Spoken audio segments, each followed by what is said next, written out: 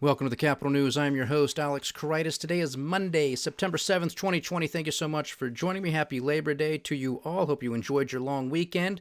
Took Friday off. It was the August jobs report, which is going to be the title of today's podcast. But I figured since it was a long weekend, give myself a break, give you all a break as well. But kick off this week with the August jobs report. So we're going to take our time to read this report in its entirety, because this is just a continuation of the norm over the past several months where the headline number comes out better than anticipated, or it's something that can be spun as great news from the administration, from the various financial news networks out there to pump these numbers higher just based off of the headline alone. And that's all they regurgitate. That's all they talk about. And they hope that they brainwash you and drill it into you. Well, the headline number is good, therefore everything else underneath the hood must also be well, which of course that's not the case. It has not been the case, unfortunately. So that's why I have been taking the time since the April jobs report to go through these reports in their entirety. So at least you have the full story. If you want to continue to believe these idiots that just tout the headline, be my guest. It's a free country. But at least with the Capital News, you're getting the entire report.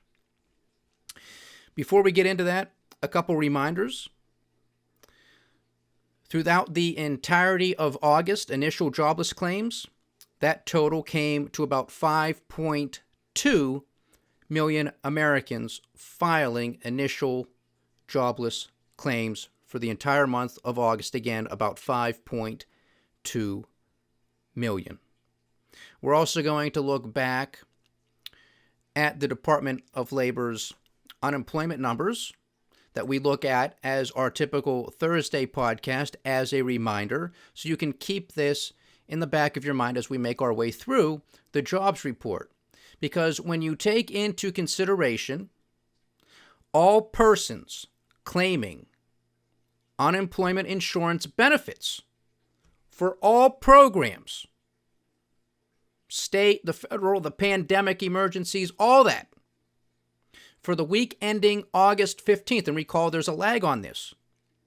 But what's interesting here, August 15th would also encapsulate the reference week for the August jobs report. So this is timely.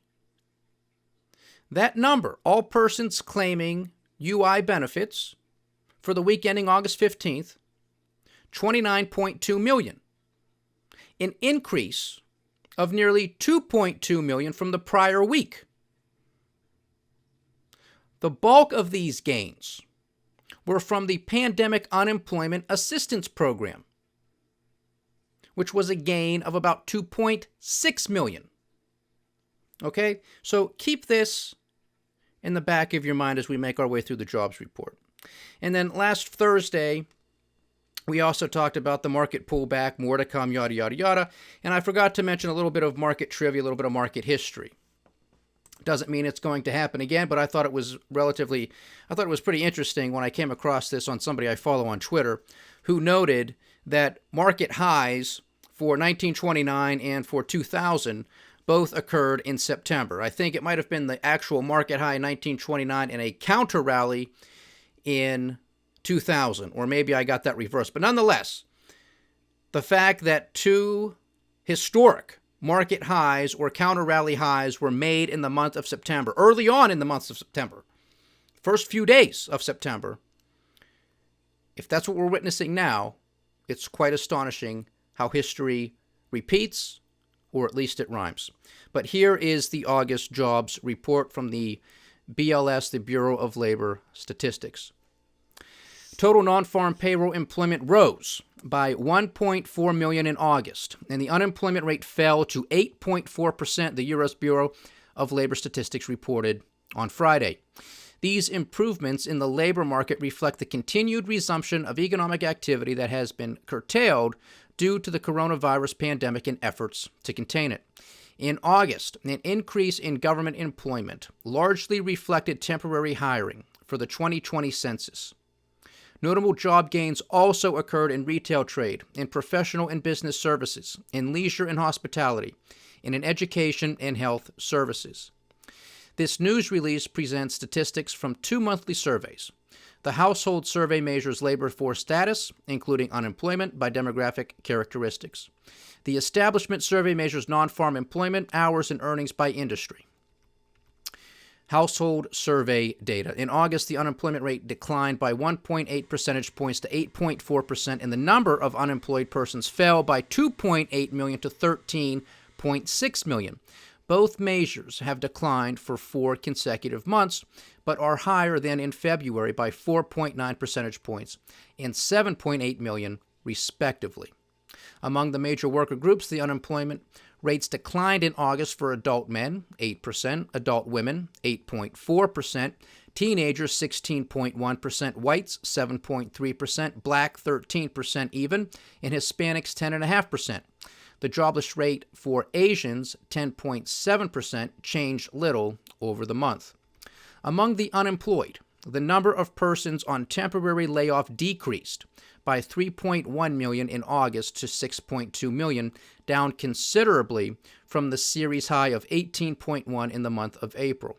In August, the number of permanent job losers increased by 534,000 to 3.4 million. Again, this is something that we have been calling out here for months. This is under the hood. This is what we said you really have to pay attention to, so allow me to repeat. In August, the number of permanent job losers increased by 534,000 to 3.4 million. We have not been at this number in aggregate, 3.4 million, ladies and gentlemen. You got to go all the way back to 2013. This is not a good sign. This measure has risen by 2.1 million since February. The number of unemployed reentrants to the labor force declined by 263,000 to 2.1 million. Reentrants are persons who previously worked but were not in the labor force prior to beginning their job search. The number of unemployed persons who were jobless less than 5 weeks decreased by 921,000 to 2.3 million in August, and the number of persons jobless 5 to 14 weeks fell by 2 million to 3.1 million. The long-term unemployed, those jobless for 27 weeks or more, numbered 1.6 million, little changed over the month. And then, of course, anybody who really stops looking for work, you also have to understand this, if they're given up looking for work, they are no longer counted as unemployed. That's also something you have to recall. The labor force participation rate increased by 0.3 percentage points to 61.7 in the month of August, but is 1.7 percentage points below its February level. Total employment, as measured by the household survey, rose by 3.8 million in August to 147.3 million. The employment population ratio rose by 1.4 percentage points to 56.5%, but is 4.6 percentage points lower than in February. In August, the number of persons who usually work full-time rose by 2.8 million to 122.4 million, and the number who usually work part-time increased by 991,000 to 25 million equal.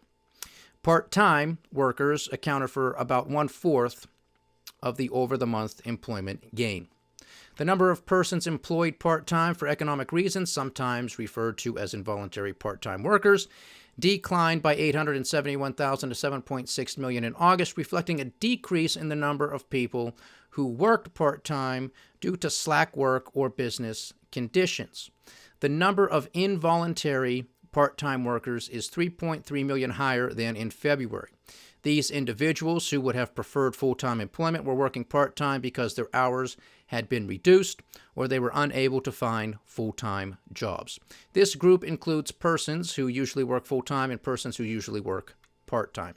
In August, the number of persons not in the labor force who currently want a job declined by 747,000 to 7 million even. This measure is still 2 million higher than in February. These individuals were not counted as unemployed because they were not actively looking for work during the last 4 weeks or were unavailable to take a job. Among those not in the labor force who currently want a job, the number of persons marginally attached to the labor force at 2.1 million changed little in the month of August. These individuals had not actively looked for work in the 4 weeks preceding the survey, but wanted a job, were available for work, and had looked for a job sometime in the prior 12 months. The number of discouraged workers, a subset of the marginally attached who believe that no jobs are available for them, decreased by 130,000 in August to 535,000. Now on to the household survey supplemental data. In August, 24.3% of unemployed persons teleworked because of the coronavirus pandemic, down from 26.4% in July. These data refer to employed persons who teleworked or worked at home for pay at some point in the last 4 weeks, specifically because of the coronavirus pandemic. In August, 24.2 million persons reported that they had been unable to work because their employer closed or lost business due to the pandemic. That is, they did not work at all or worked fewer hours at some point in the last 4 weeks due to the pandemic. This measure is down from 31.3 million in the month of July. Among those who reported in August that they were unable to work because of pandemic-related closures or lost business, 11.6% received at least some pay from their employer for the hours not worked. About 5.2 million persons not in the labor force in August were prevented from looking for work due to the pandemic. This is down from 6.5 million in the month of July. To be counted as unemployed, by definition, individuals must either be actively looking for work or on temporary layoff. These supplemental data come from questions added to the household survey beginning in May to help gauge the effects of the coronavirus pandemic on the labor market. The data are not seasonally adjusted. On to the establishment survey data. Total non-farm payroll employment rose by 1.4 million in August, following increases of larger magnitude in the prior 3 months. In August, non-farm employment was below its February level by 11.5 million, or 7.6%. Government employment rose in August, largely reflecting temporary hiring for the 2020 census. Notable gains also occurred in retail trade, in professional and business services, in leisure and hospitality, and in education and health services. Employment in government increased by 344,000 in the month of August, accounting for 1/4 of the over-the-month gain in total non-farm employment. That's huge. That's huge. And most of this is temporary for the 2020 census. A job gain in federal government, an increase of 251,000, reflected the hiring of 238,000 temporary 2020 census workers. Local government employment rose by 95,000 over the month. Overall government employment is still 831,000 below its February level. Retail trade added 249,000 jobs in August, with almost half of the growth occurring in general merchandise stores, increasing 116,000. Notable gains also occurred in motor vehicle and parts dealers, up 22,000, electronics and appliance stores, up 21, and miscellaneous store retailers gaining 17,000. Employment in retail trade is 655,000 lower than in the month of February. In August, employment in professional and business services increased by 197,000. More than half of the gain occurred in temporary help services, up 107,000. Architectural and engineering services gained 14,000.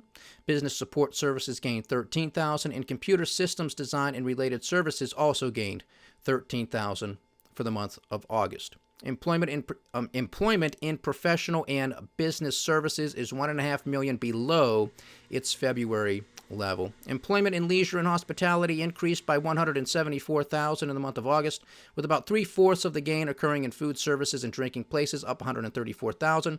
Despite job gains totaling 3.6 million over the last 4 months, employment in food and drinking places is still down 2.5 million since February. In August, employment in education and health services increased by 147,000, but is 1.5 million below February's level. Healthcare employment increased by 75,000 over the month, with gains in offices of physicians up 27,000, offices of dentists up 22,000, hospitals gaining 14,000, and home health care services gaining 12,000. Elsewhere in healthcare, job losses continued in nursing and residential care facilities, losing 14,000. Employment in private education rose by 57,000 over the month as the school year begins. Employment in transportation and warehousing rose by 78,000 in August, with gains in warehousing and storage up 34,000. Transit and ground passenger transportation up 11,000, and truck transportation gaining 10,000. Employment in transportation and warehousing is still down by 381,000 since the month of February. The other services industry added 74,000 in the month of August, reflecting gains in membership associations and organizations, up 31,000, repair and maintenance gaining 29,000, and personal and laundry services also gaining 14,000. Employment in other services is 531,000 lower than in the month of February. Financial activities added 36,000 jobs in August, with most of the growth in real estate and rental and leasing, up 23,000. Employment in financial services and activities is down by 191,000 since February. In August, manufacturing employment rose by 29,000, with gains concentrated in the non-durable goods component, gaining 27,000. Despite recent gains in recent months, employment in manufacturing is 720,000 below February's level. Employment in wholesale trade increased by 14,000 in the month of August, reflecting an increase of 9,000 in the non-durable goods component. Wholesale trade employment has declined by 328,000 since the month of February. In August, employment changed little in mining, construction, and information. In August, average hourly earnings for all employees on private non-farm payrolls rose by 11 cents to $29.47. Average hourly earnings of private sector production and non-supervisory employees increased by 18 cents to $24.81, following a decrease of 10 cents in the prior month. The large employment fluctuations over the past several months, especially in industries with lower paid workers, complicate the analysis of recent trends in average hourly earnings. And I'm glad they made comment to that, because that is very much the case, especially when you're looking at it from an average standpoint. The average work week for all employees on private non-farm payrolls increased by 0.1 hour to 34.6 hours in August. In manufacturing, the work week rose by 0.3 hours to 40 hours even, and overtime increased by 0.1 hours to 3 hours even. The average work week for production and non-supervisory employees on private non-farm payrolls was unchanged at 34 hours even. The change in total non-farm payroll employment for June was revised down by 10,000 from 4,791,000 to 4,781,000, and the change for July was revised down by 29,000 from 1.763 million to 1.734 million. With these revisions, employment in June and July combined was 39,000 less than the previous report. The employment situation for September is scheduled to be released on Friday, October 2nd, 2020 at 8:30 a.m. Eastern Time, and we will, of course, be all over that report as well when next month rolls around. But there you have it, folks. That is the jobs report for the month of August. If you are looking deeper into the numbers, something that I have been mentioning here for months was permanent job losers. We are now at 3.4 million in the month of August. Of course, this is an aggregate number, but this was an increase of 534,000 just for the month of August itself. We want to see this going in the other direction. Now, what's the cause for 3.4 million permanent job losses? Right? Because we still have a distortionary picture when it comes to the jobs front. and so many other variables as well. You have all of these state moratoriums. You have federal moratoriums. You have the Nobody Cares Act and the PPP loans that can turn into grants if employers do not lay off their employees, or if they already laid them off, come on back. Is there demand for their services? We have anecdotal evidence of going through various articles that we've discussed here.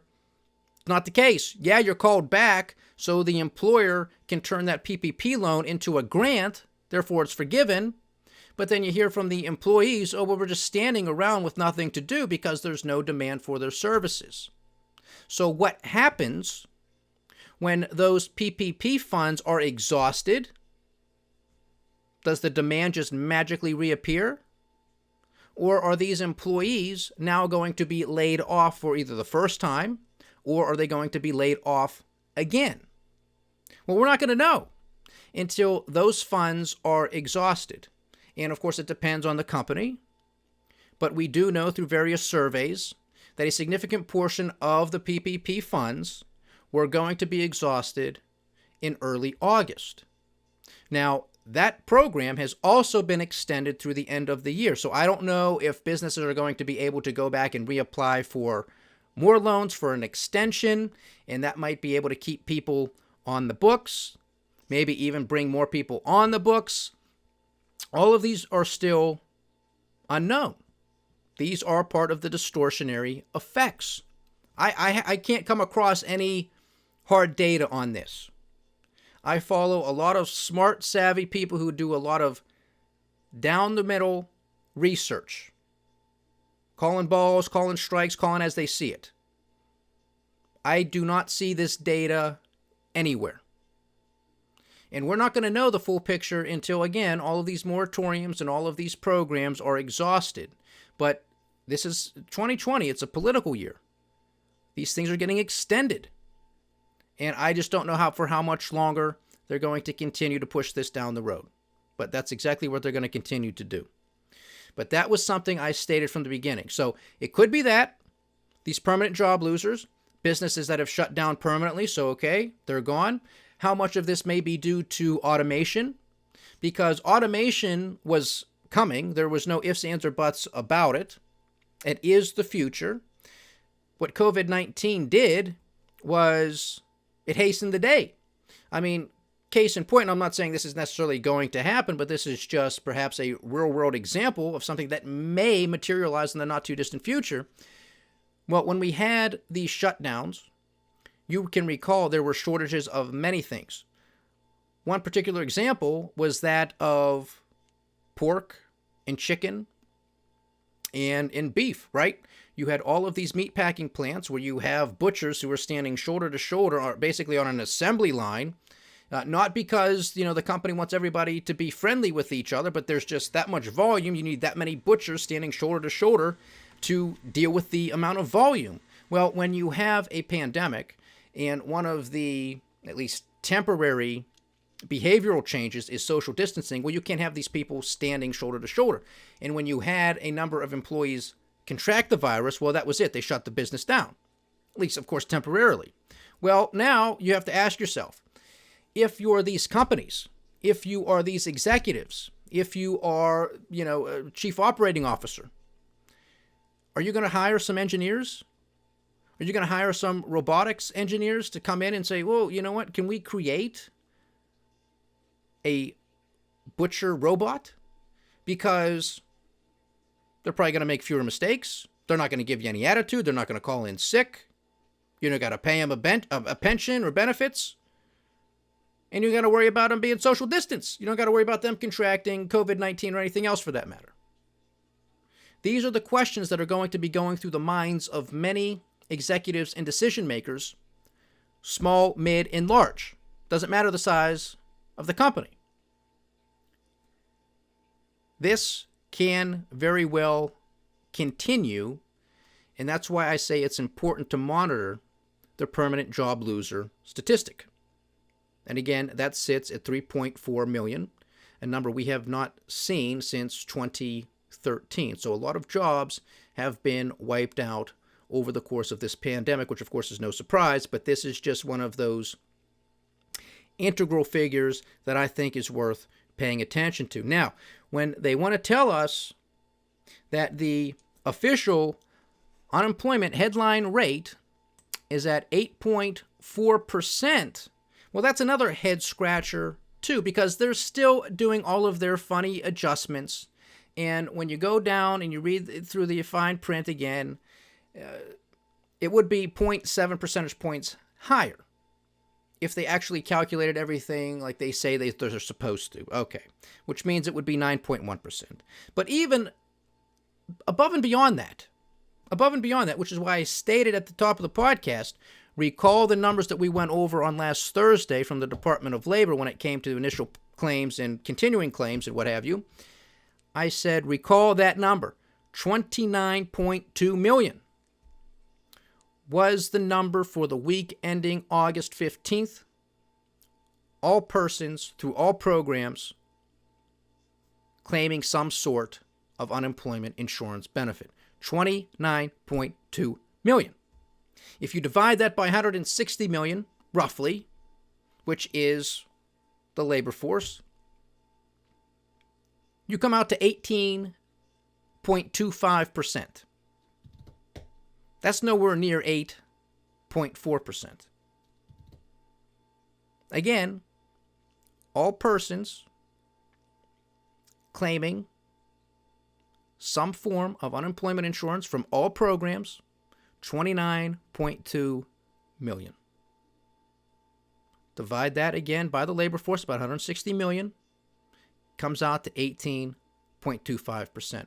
Because what you can do with just basic rough math is if you look at that same report from the Department of Labor and you look at the continuing claims number, which comes out to about 13.2 million, and you take 13.2 million and you divide that by 160 million, well, you're right at your number, 18.4. Surprise, surprise, isn't it? You're right there. Now, of course, there's some rounding going on, but nevertheless, that's where you are. You can't do that. This is not your typical run-of-the-mill jobs report. This is not your typical run-of-the-mill economy. This was in lockdown. This is in pandemic mode. This is in the everything bubble is bursting mode. So a lot of numbers, and again, no surprise to this audience because we don't just pay attention to the headline. I read the entire report to you. We go through these numbers, and that's the picture. And it's still distorted for the various reasons that I just previously mentioned. So this is not going to stop. This is not going to stop before the election. And that's pretty much by design. And it's by design by both political parties. Because neither wants to be blamed for a terrible economy and for a terrible jobs recovery. This is not a V-shaped recovery. It's not even close. It's not even close. And this still does not even take into consideration the V-shaped recovery that we're told about. Doesn't take into consideration the significant number of evictions that are waiting in the wings. And it doesn't take into consideration the significant amount of insolvencies that are still waiting in the wings, but have been stretched out because of the Nobody Cares Act, because of the various number of emergency facilities from the Federal Reserve, because of the special purpose vehicle within the Treasury Department that allows the Treasury Department to work hand in glove with the Federal Reserve to just, spew trillions of dollars, wherever they want. It doesn't matter. They can do whatever they want. This all has an effect, and it all has a cost. And nobody ever seems to talk about the cost and what it means. But this audience knows what it means. This audience knows what it costs and what's coming. We're already witnessing it. The protests and the riots are part of this. I was listening to some other interviews over the weekend and the argument for inflation, deflation, what is it, And a lot of people still think, it's deflation. It's deflation. Well, maybe in aggregate, if you're taking in all of these products, maybe you will get some deflation somewhere. But I don't care about products and services that you aren't buying. I care about the products and services that you are. And those are pretty much the main necessities. Shelter, food, energy, utilities, education, healthcare. Those things are all going up. A lot of your commodities, building materials, etc. We talk about lumber and other metals. That's where the inflation's coming from. The other thing that you got to pay attention to, which I just don't understand where these people get off on their basically saying that there is no inflation. Well then why is everybody protesting? Why were we experiencing global protests before the pandemic? Because they were protesting because cost of living was so damn affordable?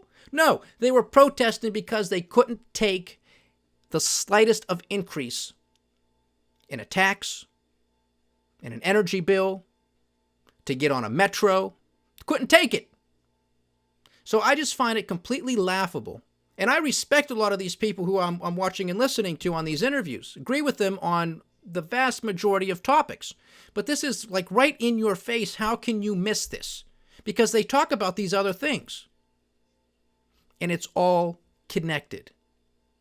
The political decline, the social decline, the economic decline, it is all connected. You cannot separate them out from each other.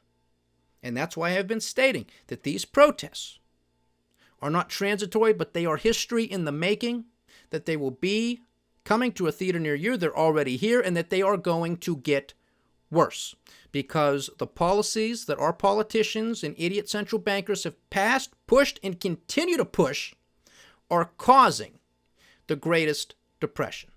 They already got us to this point. Now they are just digging the grave even deeper. There is no truth. There is no honesty. There is no leadership. The true virus is this system.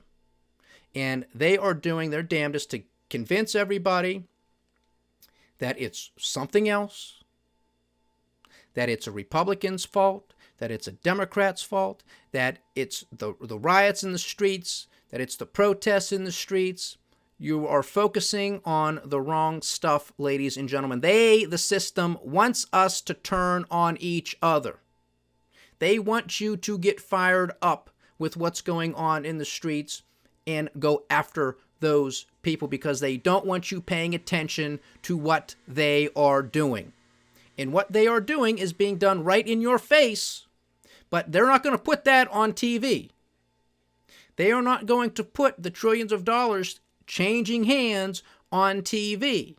All of the bailouts to corporations at the drop of a hat, they're not going to put all of that on TV. So apparently, if it's not on TV, and if the idiots on TV aren't talking about it, well, then it must not exist. That's exactly what the powers that be, the men behind the curtain, want you to believe. That way they can run away with all the loot. And that's exactly what's going on. But stay distracted, and then go vote for one of these two jokers and think that it's going to make a difference because it's not. It's not. It's not. I have 27 trillion pieces of evidence. So bring it on. But that's the jobs report. Those are the funny numbers. It's no surprise to us, but I'm going to give you the entire report like I said I would do back in April, and we're going to continue to do it as we make our way through 2020. So again, I hope you enjoyed your long weekend. Catch me here tomorrow. Stay diversified, stay vigilant, and stay with the Capital News. I am Alex Karitis. Godspeed.